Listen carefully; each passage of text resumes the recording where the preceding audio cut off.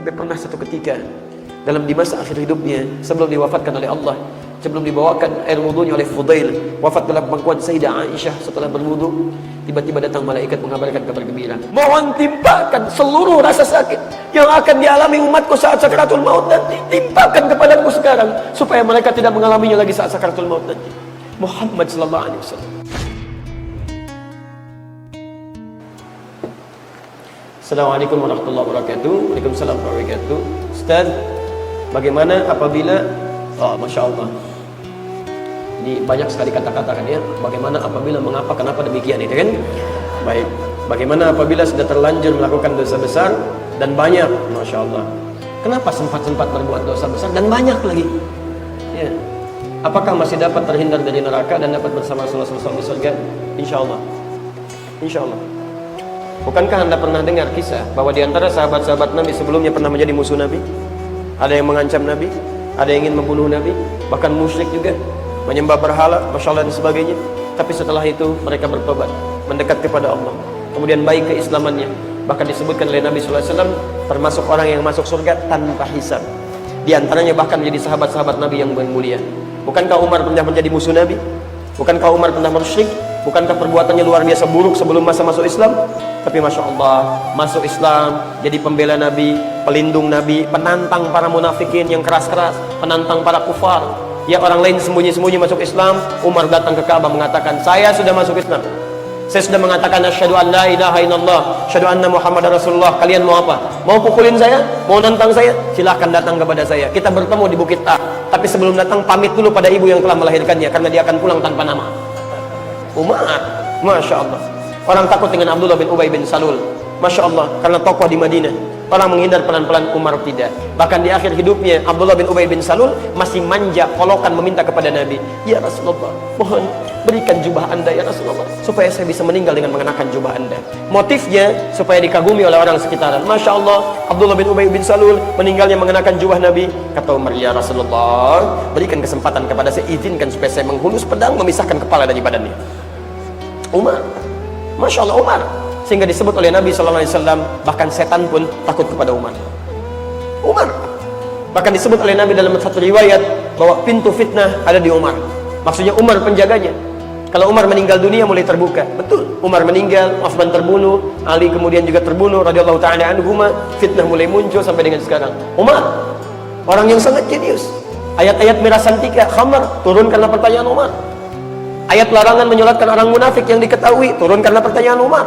Masya Allah, Umar bin Khattab radhiyallahu ta'ala anhu. Dan disebut oleh Nabi SAW masuk surga tanpa hisab. Masya Allah. Thauban, sahabat Nabi, bertanya pada Rasulullah SAW, ya Rasulullah, hamba ini begini ya Rasulullah, amalnya sedikit, dosanya banyak, sedangkan kau Nabi ya Rasulullah. Di dunia hamba berjumpa dengan engkau, saya tidak tahu di akhirat berjumpa atau tidak. Anda orang paling takwa, levelnya Nabi, levelnya Rasul, amalan saya cuma begini ya Rasulullah. Apakah saya bisa berjumpa dengan engkau nanti ya Rasulullah?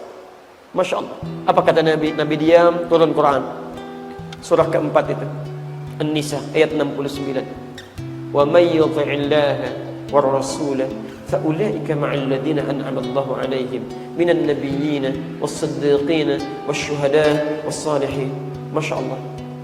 Dan orang-orang yang mau menaati Allah, kemudian mau menaati Rasulnya, maka kami akan jamin, kata Allah, mereka akan masuk surga, tidak akan pernah dipisahkan bahkan dengan para nabi. Ada al-anbiya, ada nabiyyin, itu beda. Kalau al-anbiya, para nabi, tapi tidak semua nabi. Makanya di surah al-anbiya ada kisah para nabi, tapi tidak semua nabi. Tapi kalau nabiyyin, itu semua nabi-nabi. Semua nabi-nabi.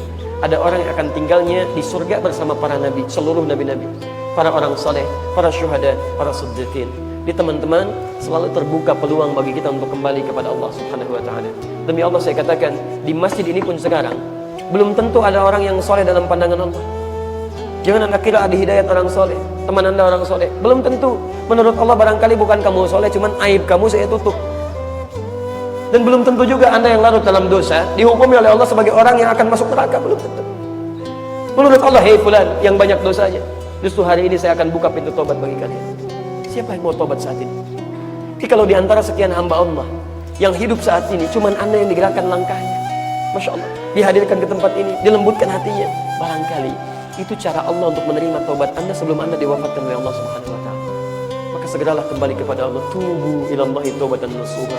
Bertobatlah kepada Allah. Sadari dosa-dosa Anda, mohon ampunan kepada Allah, dan mudah-mudahan termasuk Anda dalam golongan orang yang terima tobatnya, meningkatkan amal soleh, taat kepada Rasulnya, dan dimasukkan ke dalam surga dan tetangga Anda para nabi. Masya Allah, tidak ada yang paling indah dengan itu. Masya Allah, ada orang-orang masuk surga. Fulan, di mana surga kamu? Di sini dikunjungi. Siapa tetangga kamu? Ustaz Fulan. Masya Allah. Siapa tetangga kamu? Syekh Fulan. Kalau belakangnya alim Fulan. Masya Allah, senang dia. Tiba-tiba dia balik bertanya, kalau kamu di mana? Surga Fulan. Masya Allah. Tetangganya siapa? Depan saya Nabi Yusuf. Masya Allah. Belakang saya Nabi Sulaiman. Masya Allah. Samping kiri saya Nabi Ibrahim. Samping kanan saya dekat banget Nabi Muhammad SAW. Masya Allah. Ada orang-orang yang bertetangga dengan para nabi. Kita tidak pernah melihat Nabi Muhammad SAW yang sangat sayang dengan kita, mencintai kita, menyayangi kita, bahkan memohonkan ampunan kepada kita. Selalu berusaha mengorbankan bukan cuma hartanya, tapi juga jiwanya, bermohon kepada Allah Subhanahu wa taala supaya bisa meringankan kehidupan kita di akhirat nanti. Sampai turun ayat di situ, di surah At-Taubah itu ayat 128. Laqad ja'akum rasulun min anfusikum azizun 'alaihi ma 'anittum harisun 'alaikum bil mu'minina raufur rahim. Sungguh telah datang kepada kalian seorang rasul yang sangat peduli dengan kalian, sayang betul dengan kalian. Kalau bisa, beban kalian pun akan dimintakan oleh beliau untuk diangkat oleh Allah Subhanahu wa taala. Sampai pernah suatu ketika dalam di masa akhir hidupnya, sebelum diwafatkan oleh Allah, sebelum dibawakan air wudunya oleh Fudail, wafat dalam pangkuan Sayyidah Aisyah, setelah berwudu, tiba-tiba datang malaikat mengabarkan kabar gembira. Ya Rasulullah, Anda diberikan kabar gembira bahwa seluruh rasa sakit yang akan dialami oleh umat manusia, 74 rasa sakit dalam sakaratul maut akan diangkat oleh Allah Subhanahu wa taala. Dan itu fitrah bagi para nabi. Fitrah. Ya. Para nabi itu enggak diinformasikan pun pasti akan dicabut, dipanggil oleh Allah dalam keadaan yang paling indah, tidak akan merasakan sakit. Tapi kalimat ini menjadi informasi kepada Nabi Muhammad SAW bahwa tidak semua orang bisa merasakan kenikmatan itu. Ya, tidak semua orang akan mudah meninggalnya. Barangkali akan merasakan sakit dengan tingkatan yang sangat tinggi, 74 lebih tingkatannya. Anda tahu apa jawaban Muhammad SAW? Beliau bermohon kepada Allah, ya Allah, kalau Allah diperkenankan, mohon timpakan saja 74 rasa sakit itu kepada hamba saat ini.